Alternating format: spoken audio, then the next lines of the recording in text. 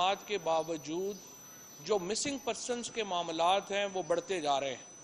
اب کہا جا رہا ہے کہ ایک اور ویب ٹیلی ویژن کے کسی بھائی کو اٹھا لیا گیا ہے۔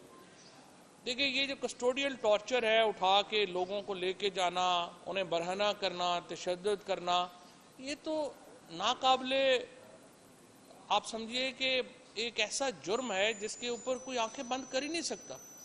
یہ بالکل ہی، آپ پاکستان کو لاہور، کراچی، اسلام آباد سے اگر لوگ اغوا ہو رہے ہیں اور ان کے کوئی حقوق نہیں ہیں تو پھر آپ یہ تو پاکستان کی ریاست کی دشمنی کر رہے ہیں اگر آپ یہ کر رہے ہیں، تو اس کی ہم شدید مذمت کرتے ہیں۔ اور پھر جس طرح سے عدالتی احکامات کی پرواہی نہیں کی جا رہی، پرویز الہی صاحب کے اوپر جو ہے وہ ان کی ضمانت ہوئی ہے اور ان کے گھر کے اوپر آپ نے دیکھا کس طریقے سے ان کے گھر کے دروازے توڑے گئے۔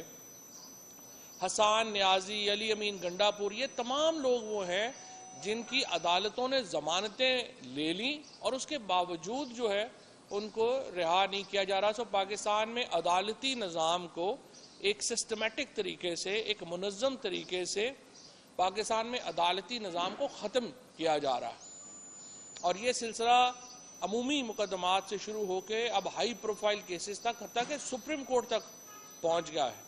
آج چیف جسٹس پاکستان نے جو ایک آبزرویشن دی ہے وہ بڑی صائب آبزرویشن ہے۔ اس میں انہوں نے کہا ہے کہ تمام ادارے سپریم کورٹ کے احکامات کے پابند ہیں آرٹیکل 190 کے تحت، اور اسی طرح سے تمام جو عدالتیں ہیں ان کے احکامات جو ہیں اگر عمل نہیں ہوتا تو پھر تو آپ کا جوڈیشل ادارہ ختم ہو گیا۔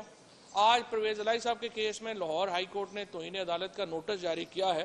میں ان سے درخواست کروں گا کہ اپنے فیصلے امپلیمنٹ بھی کرائیں۔ صرف فیصلہ کر دینا کافی نہیں ہے، فیصلہ اگر عمل درآمد ہی اس کے اوپر نہیں ہوگا تو آپ کا ادارہ بحیثیت ادارہ آپ جو ہے وہ اپنی پوزیشن جو ہے وہ ختم کر رہے ہیں۔